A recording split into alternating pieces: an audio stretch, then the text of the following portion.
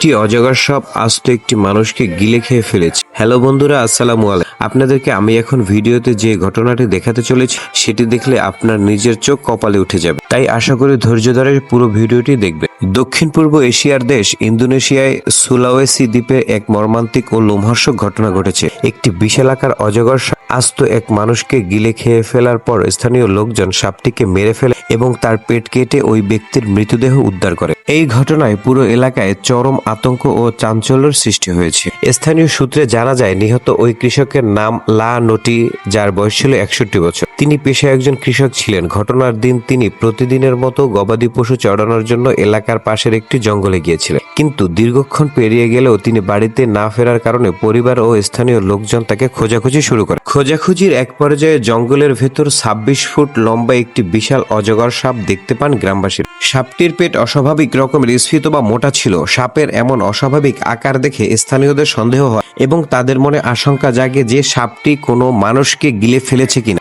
সন্দেহ দূর করতে এবং সত্যতা যাচাই করতে স্থানীয় লোকজন সাহসিকতার সাথে বিশাল আকৃতির অজগর সাপটিকে মেরে ফেলে। এরপরে সাপটির পেট সাবধানে কাটা হলে ভেতর থেকে নিখোঁজ কৃষক লানোটির নিথর দেহ বেরিয়ে আসে। এই দৃশ্য দেখে সেখানে উপস্থিত সাধারণ মানুষ শিওরে ওঠেন। পরবর্তীতে পুলিশ ও স্থানীয় প্রশাসনের সহায়তায় মরদেহটি উদ্ধার করে পরিবারের কাছে হস্তান্তর করা হয়। বন্যপ্রাণী ও সাপ বিশেষজ্ঞদের মতে এই অঞ্চলের জঙ্গল বা পাহাড়ি এলাকায় লেটিকুলেটেড পাইথন বা জালিকাকার অজগর প্রজাতির সাপ দেখা যায়, যা বিশ্বের অন্যতম দীর্ঘতম সাপ। এ ধরনের বিশালাকার সাপগুলো প্রায়ই সুযোগ বুঝে বড় শিকার বা অনেক সময় মানুষকেও পেঁচিয়ে মেরে আস্ত গিলে ফেলতে সক্ষম।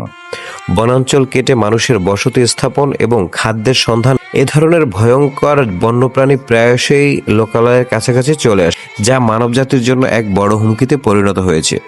ভিউয়ার্স, ভিডিওটি আপনাদের কেমন লেগেছে অবশ্যই কমেন্টস করতে ভুলবেন না, আর ভালো লাগলে অবশ্যই শেয়ার করে দেবেন।